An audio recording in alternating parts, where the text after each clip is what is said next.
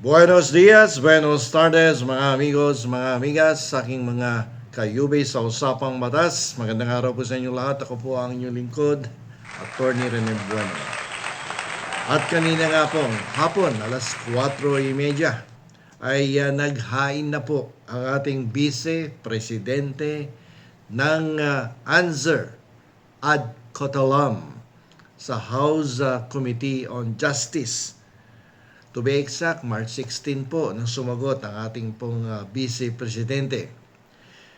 Ito po ay isang mahalagang legal strategy on the part of the Vice President.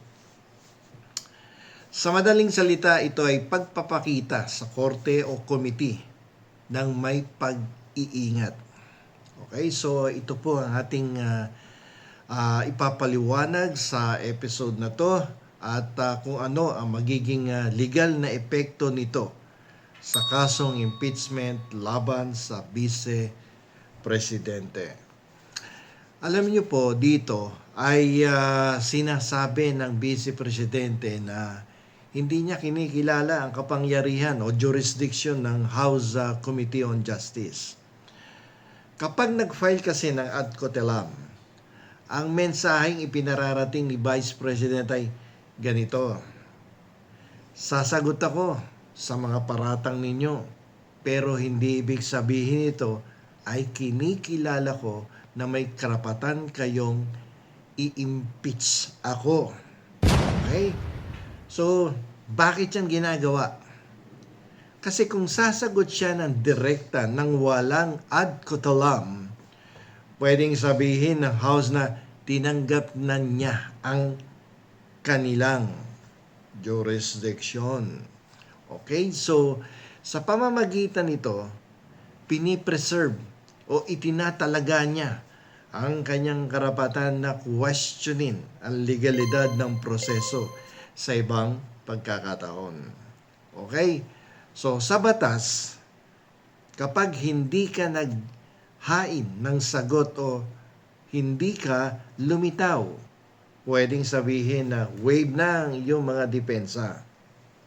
Ngayon, sa pag-file ng answer ad cotelem, nakakapaglatag siya ng depensa laban sa mga reklamo tulad nung issue ng confidential funds, di ba?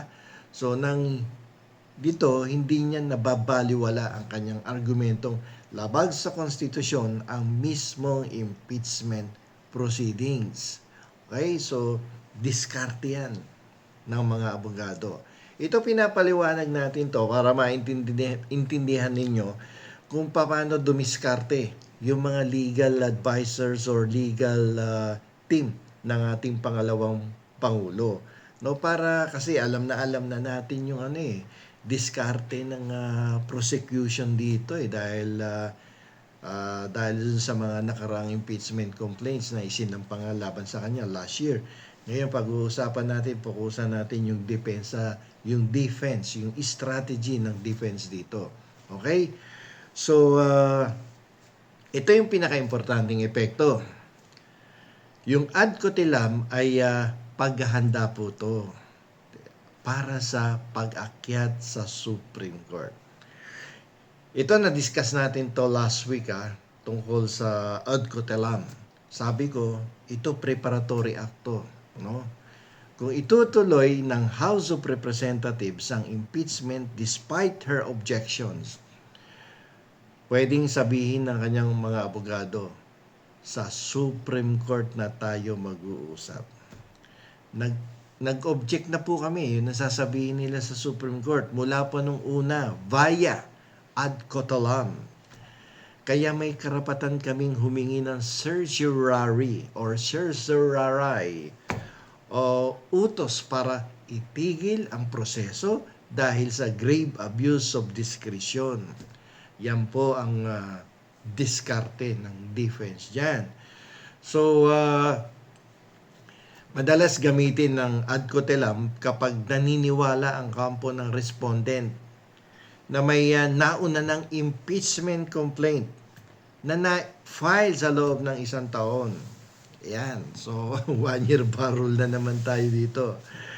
So sa paggamit ng ad cotelem, hindi nila ina-activate ang bagong proseso bilang isang valid na proceeding. Sinasagot lang nila ito para sa proteksyon habang iniintay ang desisyon kung valid ba ang reklamo. Okay? So, parang ano to? Parang mauuwi yata sa wala. No? Sana wag naman. Ako, lahat naman tayo, halos lang maraming Pilipino, mamamayan, ang gustong matuloy ito para masagot na lahat yung isyong nakapalibot no, kay Vice President kung totoo bang winaldas niya yung confidential funds na yan at kung ano-ano pang akusasyon laban sa kanya. So, ang ad cotelem may parang pagsasabi ng narito ako para sumagot, para hindi nyo sabihin ako'y walang pakialam, pero with reservations. Di ba? With reservations ito. Naninindigan pa rin ako na illegal ang ginagawa nyo at gagamitin ko itong reserba para ipatigil kayo sa Korte Suprema. Yan po ang ibig sabihin kung bakit nung unang-una nag-file siya ng appearance ad cotelem, ngayon naman answer ad cotelem. Okay? So, ano ang kahalagahan nitong ad cotelem kay Vice President Sara Duterte? Hindi lang to simpleng Latin na word ha. Napaka-importante ng ad cotelem dahil ito ang nagsisilbing legal shield ni Vice President Sara Duterte laban sa isang prosesong sa tingin ng kanyang kampo. Sa tingin ng kanyang kampo ay depektibo at labag sa konstitusyon. Ulitin ko sa tingin kasi ng kanyang kampo ay depektibo at labag sa konstitusyon. Hindi sa tingin natin kasi pinapaliwanag lang natin yung ad cotelem. Okay? So, anong mangyayari kung hindi siya sasagot ng mayroong nakaduktong na ad cotelem? Kung sasagot siya ng wala nito, parang inamin na rin niya na valid ang jurisdiction ng House Committee on Justice. Maliwanag yan So sa pamamagitan ng ad cotelem, makakapagsumiti siya ng depensa. Gaya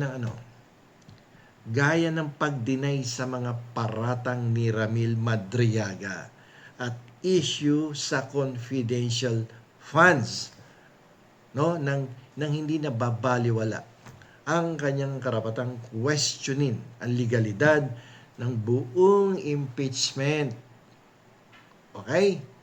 So, ang ad cotelem ang nagpapanatili ng kanyang standing para muling umapela sa Korte Suprema. Yan ang mabigat dyan. Dahil nag-object na siya sa simula pa lamang, di ba? Nag-object na si Bibi Sara via appearance ad cotelem. Mas madali niyang mapapatunayan sa Supreme Court na may grave abuse of discretion amounting to lack of jurisdiction ang House of Representatives kung itutuloy nila ang proseso sa kabila ng mga procedure, yung procedural violations. Gaya ng, again, 1-year bar rule. Yan ang mahirap dyan. So, pinapakita nito na hindi siya umiilag sa hustisya. Dahil sumasagot siya sa mga akusasyon. No? Ayan, nag-submit ng answer. May ad cotelem nga lang. Pero hindi rin siya nagpapa-under sa isang prosesong itinuturing niyang double standard o pamumulitika lamang. Sa madaling salita, ang ad cotelem ang nagbibigay sa kanya ng kakayahan na lumaban sa dalawang arena. Sa Congress, kung saan tinitingnan ng ebidensya, no? During the House Committee on Justice, tinitingnan na yan kasi, di ba?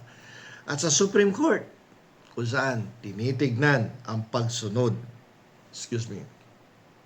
sa saligang batas. Okay? So, malinaw po ba ang ating paliwanag tungkol sa ad cotelem, appearance ad cotelem, at ngayon naman, answer ad cotelem.